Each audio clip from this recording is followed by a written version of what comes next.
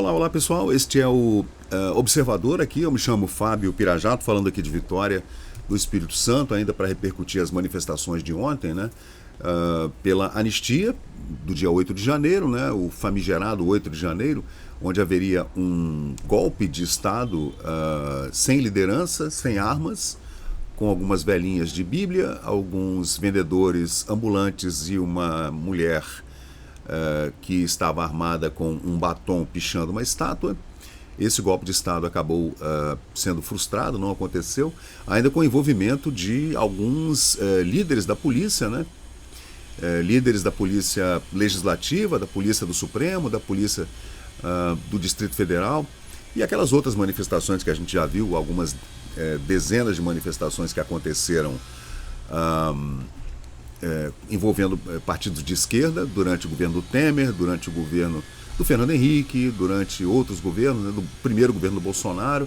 O Temer, por exemplo, durante uma manifestação enorme que aconteceu em Brasília, durante o período que ele foi presidente, ele era vice-presidente da Dilma e assumiu o Temer, e teve uma manifestação enorme em Brasília com o MST, inclusive com o Temer implementando a GLO, né, Garantia da Lei e da Ordem, chamando a Guarda Nacional e tudo, né? E uma manifestação em que o MST entrou quebrando tudo. E não foi golpe de Estado, né?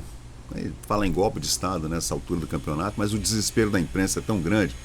Aí está aqui, o UOL, ato mostra que não existe frente ampla pela anistia, dizem analistas. Devem ser analistas da CUSP, que também falaram que tinham 18 mil pessoas na manifestação, né? 18 mil pessoas. Teve manifestação em Brasília, né? E teve manifestação também em São Paulo, né? Apesar de, claro, ter muito menos pessoas, né? Aí, gente, está aí as manifestações, a gente vai analisando o que está acontecendo aqui. E ontem, né, em Copacabana, eu estava vendo ao vivo, né? E subiram, então, no palanque. Primeiro foi o Cláudio Castro, não, Flávio, não, foi Valdemar da Costa Neto, que subiu no palanque e falou, né? O presidente do PL estava expressando a sua indignação com relação a esses inquéritos que já duram 6 anos, né? Um inquérito onde os advogados não podem ter acesso às acusações, esse inquérito das fake news que foi aberto em 2019, essa coisa esdrúxula, né? E o Valdemar da Costa Neto falou então na confiança da candidatura de Bolsonaro para o ano que vem, 2026, né? A gente já está em campanha, a verdade é essa, né? Já estamos em campanha. Aí falou Valdemar da Costa Neto, falou o Flávio Bolsonaro, que é senador da República pelo Rio de Janeiro, né?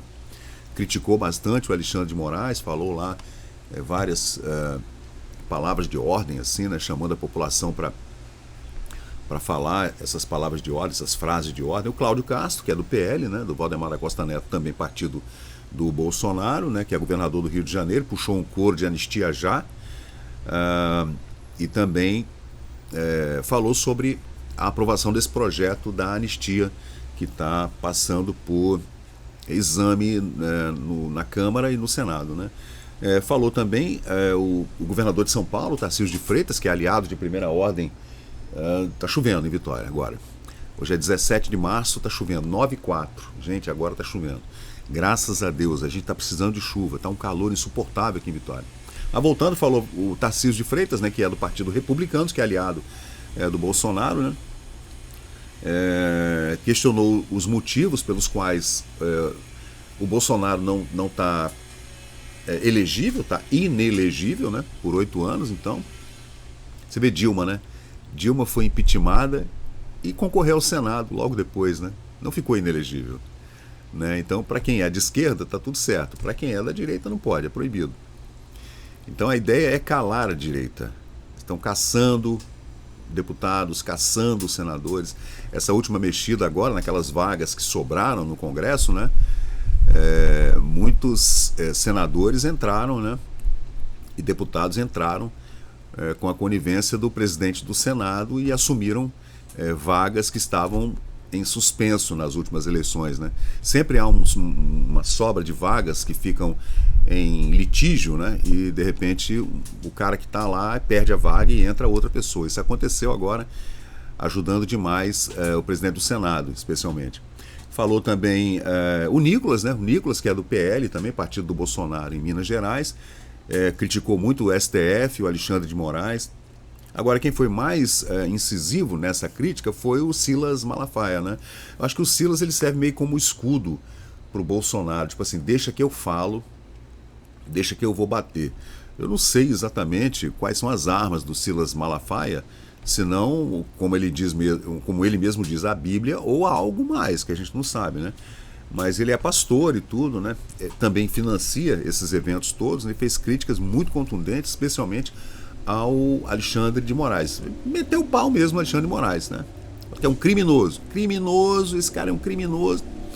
E a gente está vendo, né? Como é que um ministro do Supremo e com seus outros colegas que compartilham dessa ideologia nefasta que chegou ao Supremo, né? Assim mesmo como Lula falou, quando colocou em uma das cadeiras do Supremo Gilmar Mendes, que é um comunista alardeado, ele mesmo, né, fala que eu sou comunista mesmo, o Flávio Dino, perdão, falei Gilmar Mendes, né, Flávio Dino, e o Lula disse naquele discurso lá que o maior orgulho da vida dele é ter colocado no Supremo Tribunal Federal um comunista. Lula falou isso. E já outras vezes várias dizendo que me chamarem de comunista, eles acham que é uma ofensa, e não é uma ofensa, é um elogio. Então ele admite, e tem gente dizendo que não existe comunismo, mas tem um partido registrado no Brasil chamado Partido Comunista do Brasil. Então se existe um Partido Comunista do Brasil, como é que não existe comunismo, gente? Que porra é essa? Né? Existe um problema aqui, né? Entre uma orelha e outra na cabeça desse pessoal, cara. Porra, claro que há comunismo, existe um Partido Comunista no Brasil. Então há comunismo, porra, ponto final. Aí falou o Silas, né, Malafaia, e no final falou o Jair Bolsonaro, né? Mesma coisa, criticando, né? Apoiando esse projeto da anistia para o dia 8 de janeiro, esse monte de gente comum que está presa, pegando 17 anos de cadeia, o que é um absurdo. Traficante não pega, assassino não pega 17 anos de cadeia, né? Então esses são os manifestantes golpistas que tentaram, com os seus carrinhos ambulantes, suas bicicletinhas e seus batons, tentaram derrubar a democracia brasileira. Aonde que há democracia, né? Aonde que há minimamente uma república, né? E a democracia já é uma distorção da república, né? Assim como os gregos falavam na antiguidade, né, gente? Depois que você coloca o porteiro para votar numa reunião de condomínio, não há mais nenhuma democracia nem república, né? Se é um condomínio fechado, quem votam são os condôminos, né? O porteiro não pode, ele é só um empregado do condomínio, ele não pode votar. Essa é uma controvérsia grande aí quando se fala em democracia e república. Peço perdão aos porteiros, que sempre foram meus aliados, né? No tempo que eu fui radialista, locutor aqui em Vitória, sempre tive uma enorme audiência desses homens e mulheres que trabalham nas madrugadas vigiando os condomínios, né? É só uma figura de linguagem que eu utilizei aqui, mas não tem nada a ver com o que a gente está pensando, o que a gente está falando, que na verdade essa democracia ela é uma perversão da república, né? E infelizmente só há desenvolvimento quando há uma mão forte, instituições fortes que seguem uma lei estabelecida e quando há também, na minha opinião, respeito a contrato. O Brasil é um país onde não há respeito a contrato, ninguém respeita coisa nenhuma. O bom é ser bandido, o bom é ser vagabundo. Então, né, quem está em cima, no topo da pirâmide, está dando maus exemplos para roubar um celular e tomar uma cervejinha. Pô, deixa o cara, né? É um jovem que está só roubando um celular para tomar uma cervejinha, então tá tudo certo. Existe uma lógica positiva por trás do roubo, né? Como disse aquela filósofa lá, aquela comentarista, esqueci o nome dela, aliás, nem quero lembrar. Mas é isso aí, gente. Então falaram o Malafaia, Costa Neto, Nicolas Ferreira, o Flávio Bolsonaro, Cláudio Castro, governador do Rio de Janeiro, Tarcísio de Freitas, governador de São Paulo, e Jair Bolsonaro. E tem jornais, gente, falando que essa manifestação ela estava fraca, né, com poucos aliados, né, que o Bolsonaro não tem muitos aliados, não. Quer ver onde é que foi que eu vi isso aqui? Eu vi em algum lugar que agora eu não estou encontrando, que o movimento, não sei se foi no UOL, se foi no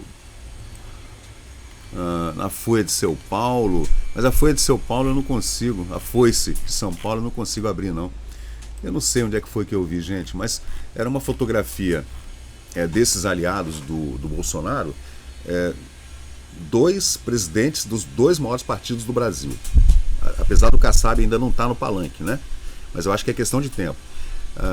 Valdemar da Costa Neto, o Tarcísio de Freitas, o governador do Rio, o governador de Minas, né, o deputado estadual mais votado do país, o senador mais votado do país, né? Se isso não é uma demonstração de alinhamento político, eu não sei o que é, né? Então, gente, vamos tentar analisar. Você comenta aí no nosso vídeo o que você está achando desse imbróglio todo, com a polícia do Rio de Janeiro dizendo que haviam 400 mil em Copacabana ontem. O ChatGPT, avaliando as fotografias que eu subi para ele, fala em 300 a 600, mas dá uma estimativa de 500 mil pessoas, meio milhão de pessoas. O ChatGPT, fazendo análise matemática, algorítmica, logarítmica das fotografias que eu subi para ele. E a CUSP, né, analistas, especialistas, cientistas da CUSP, a Universidade de São Paulo, CUSP, dizendo que tinha 18 mil pessoas, que é a mesma coisa de uma festa rave, mesmo público de um show pequeno em um ginásio, como o ginásio Álvares Cabral aqui em Vitória. Então analisa aí, vamos lá, vamos comentar, gente. Me ajuda aí. Valeu, eu sou Fábio Pirajá, esse é o Observador aqui em Vitória do Espírito Santo. Valeu, tchau.